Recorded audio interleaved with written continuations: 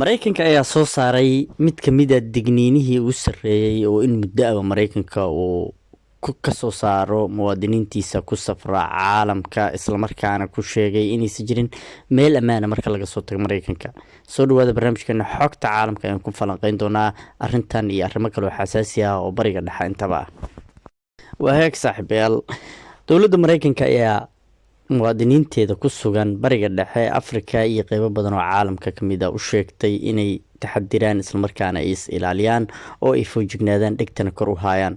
tanu waxay soo baxday maraykanka oo dagaal dhexda uga jira islamarkaana aada muddo in ay wax damacsan yihiin. dadka wax falanqeeya ayaa sheegay in arintani maraykanka markii ugu horeysay ee muwaadiniinteeda digniintan oo kala siiyeen muddo laga joogo dhowr sano oo September 2011 ah dabcan, ama September 2001 hadal hilmaamka kuma jira.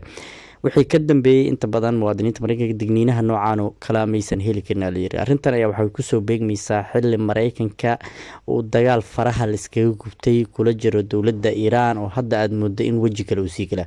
su'aalaha aad kale isku weydiinaya ayaa ah maraykanka muxuu damacsan yahay mar hadduu digniintan soo saaray. dabcan inta badan marka saan oo kale maraykanka digniin uu soo saaro waxaad moodaa in uu damacsan yahay in dagaal noociisa uu aada u xoogan yahay inuu qaado rabo, xilli dowladda Iran hanjabaadaheeda ay aada u soo baxayaan ay leedahay meel nabad noqon doonto ma jirta haddii Iran ay nabad noqon weyso. arrintani waxay kusoo aadaysaa iyadoo maraykanka aada moodo in aada loo xanuujiyey labadii habeen oo u dambeysay, oo weliba waxyaabaha warbaahinta ay sheegaysa iyo maraykanka waxa uu sheegayay ay laba kale yihiin, oo xitaa muuqaalada caalamka uu soo bandhigay warbaahinta caalamka iyo kuwa maraykanka intaba ay aada usoo badanayaan. arrintan maraykanka wuxuu sheegay in muwaadiniintiisa mar walba ay safaaradaha iyo kansuladiyada iyo qunsuliyadaha ay ku leeyihiin dalalka ay ku safrayaan ay mar walba la xiriiraan islamarkaana ay badqabkooda fiiriyaan, xilli dowladda Iran ay sheegtay inaysan jiri doonin hoteelo iyo maqaayado lagu caweeyo oo dalalka qaliijka ah haddii duqeynta bartamaha Iran ama magaalada Tehran ku socdo maraykanka uu joojiyo. arrintan ayaa loo asteeyay inay tahay digniintan ama laadkan mid qusayso arrimahaasi, maadaama Iran hadda gacmaheeda ay meel walba gaari karaan, muwaadiniintu maraykankana iskaga tamash la tagaan qeybo badan oo ka mid ah wadamada qaliijka oo saaxiibada dhow ay leeyihiin. dabcan arrintan waxay cabsi badan ku dhalinaysaa dowladaha qaliijka oo ayagu inta badan maraykanka saaxiib la ah, safaarado badan ay ku leeyihiin, xilli dalal badan ay aada u holcayaan islamarkaana dhibaatooyin badan ay wajahayaan oo dowladda Iran duqeymo badan ay kusii fidinayso.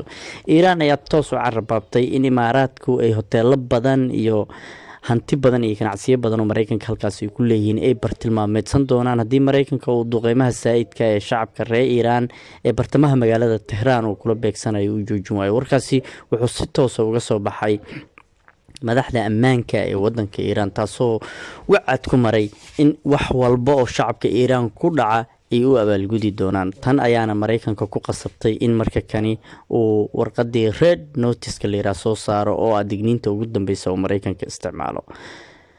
dabcan maraykanku mar haddii arrintan uu soo saaray ayaa waxaa laleeyahay waxaa qasaba inuu saldhigyo military oo cusub ka samaysan doono gobolada dariska ah si halkaasi weerar uu ugu asqeeyo wadanka Iran oo xaqiiqatan hadda aada muddo in maraykanka iyo asaga uu holac oo keliya ka dhexeeyo. indhawaalaaba xeelerayaasha wadanka maraykanka ee falanqeeya dhanka ammaanka iyo siyaasadda ayaa aada waxay ugu eedeynayeen Donald Trump inuu jiha qaldan qaaday islamarkaana aynan sidaas ahayn sidii kabi ahaanba Iran lagu soo afjari lahaa loogana guuleysan lahaa. laakiin hadda ayaa muuqata Trump inuu qaatay istaraatiijiyad ah in Iran hubka dhigis uu ku sameeyo islamarkaana is dhiibto si looga awood roonaado. dabcan labada dhinac ee maraykanka iyo Iran labaduba hadda waxaad moodaa inay ka fiirsanayaan in dagaalka uusan ku faafin qaliijka oo dhan iyo wadamada dabcan dhexdhexaadka ah iyo kuwa maraykanka saaxiibada la intaba, taasoo marka la fiiriyo duqeymihii Iran ay beegsanaysayna meelo qaas oo bartilmaameed ay beegsatay, maraykankana uu asagana toos u bartilmaameedsanayay goobaha Iran, walow aysan jirin in maraykanka weli uu bartilmaameedsaday goobaha hubka ay ku kaydsatay Iran. laakiin waxyaabaha la yaab leh ee dhanka kale u baahan in la tibiya waxaa ka mid ah maraykanka dharbaaxo weyn ayaa kasoo gaartay xarumihiisii ama baysaskii uu ku lahaa military ee uu ku lahaa wadanka Jordan. dabcan waxaa la leeyahay aada ay Iran u duqeysay islamarkaana ciidamo badan ay halkaas uga laasay, sida Centacom ay qiratay saacadihii lasoo dhaafay. waxaa laleeyahay iiraan waxay duqeysay goobo badan oo istaraatiiji ahaa oo maraykanka halkaasi uu kulaa. dabcan xitaa waxaa la sheegaya in diyaarado dagaal ay gubtay,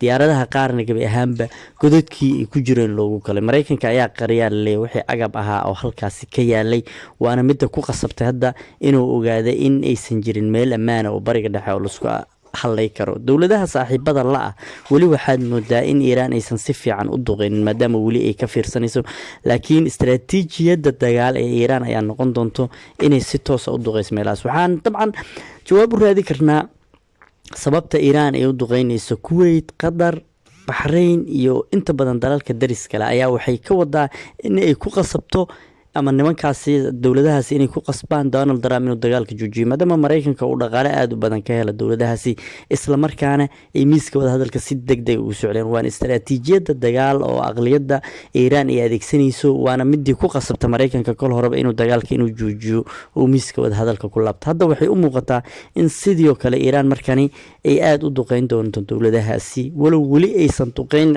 imaaraadka iyo Israa'iil iyo Sacuudiga. haddana waxaa muddaa weli ku dhacaya inay yihiin oo keliya xusuusin maraykanka ah inay la hadlaan maraykanka oo waxa baabi'i doona ayaga ay yihiin oo maraykanka uusayn. sidoo kale Jordan ayaa noqotay meel aad u holcado baaruudda ay ka qiiqday saacadihii lasoo dhaafay, taasoo shacabka reer Jordan oo aad u qaxaya xitaa la arkayay kabaadi raasanayo.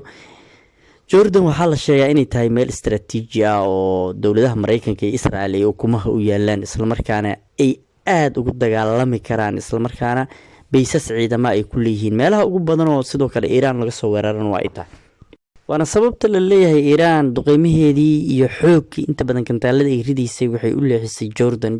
nafsad ahaanteedu dhowr mar oo digniin ay ka heshay dowladda iiraan waa ay ka dhaganuglaatay oo ma dhageysan, islamarkaana weli waxaa muuqato in xitaa Israa'iil oo dalalka qaarkood ay diideen inay saldhig ka samaysato xarumo ay ku dagaalantay inay iyadoo u ogolaatay, maraykankana toos ay u degan yahay oo waaba ilaaliyaaba Jordan.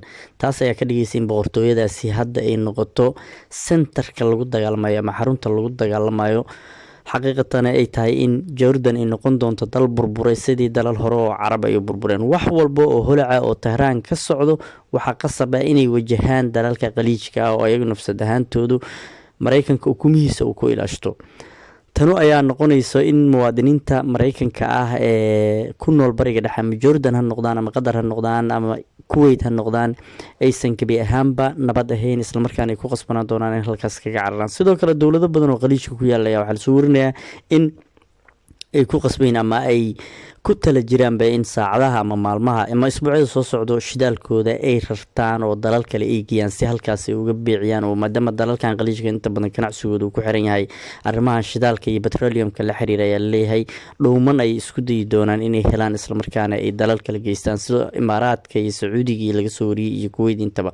warbaahinta Aljazeera ayaa soo warinayso iyo Reuters ayaa xiganaya in ay jiraan dalal awoodo sida Sacuudiga iyo imaaraadku inay shidaalkooda dalal kale geystaan, laakiin haddana dalal kale oo Cumaan iyo Kuwait iyo Baxrayn iyo ay ka mid yihiin ayagu weli aysan lahayn leeyahay dhowmo aad u waaweyn oo shidaalka qaado. tanu waxay ka dhigan tahay mar haddii dhowmihii shidaalka iyo faktoriyaashii la raro in dagaalka uu meel laga soo noqdo joogin, islamarkaana uu dagaalka sii muddo dheeraan doono. balse hadda waxay u muuqataa in labada dhinacba ay istijaabiyeen oo weli rajo ay jirto xilli Donald Trumpna waqti adag uu hayo oo doorashooyin ay kusoo fuuliyihiin, dhaqaalihiina dhankiisana laga tijaabiyey oo wadada uu qaado wadda dhaqaalaha aad loogu beela ay tahay. intaas ayaan kusoo gabagabaynaynaa.